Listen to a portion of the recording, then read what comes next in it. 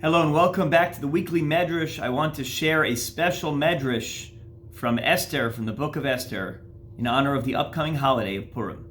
In Esther Rabbah, it tells us in Parsha Gimel, when the verse says, Lahavi et Vashti hamalka lifnei hamelech bekeser malchus, that Achashverosh requested the presence of Esther to come donning the keser malchus, the crown of the kingdom.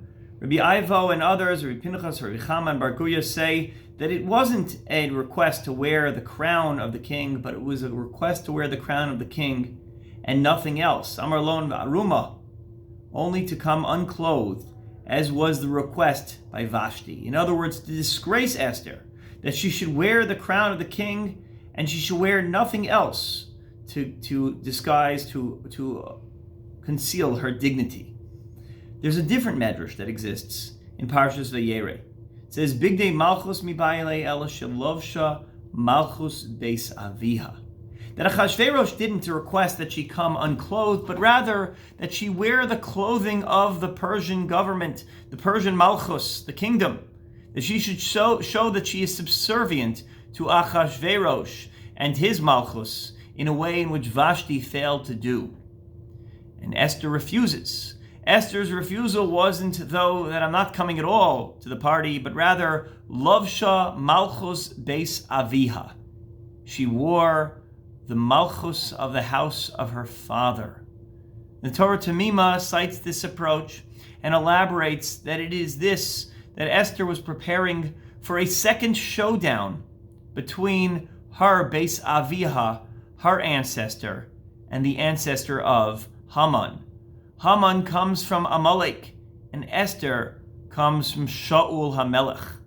And the clothing was the clothing of the house of Shaul, of the Beis Aviha, because long ago he had been stripped of that royalty. Shaul was stripped of the Malchus and was handed over to the Malchus Beis David.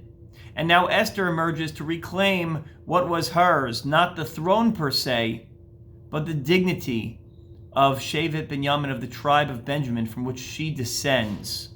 Tribe of Binyamin, who failed to adequately confront Amalek. It was Shaul who failed, who buckled in the face of Agag. And now she claimed the Malchus, the Bigdei Malchus of Shaul, to reclaim that crown, to confront once again the demons that haunted her ancestor, to confront the battle that Shaul failed. And where Shaul failed, she, the descendant, would succeed. It's true, Shaul was afraid of Amalek, but I will not be afraid of Amalek. I will proudly don my grandfather's clothing, and I will show the world that Haman is nothing compared to the Jew. And in this, says the Midrash, she defied Achashverosh, she defied the world.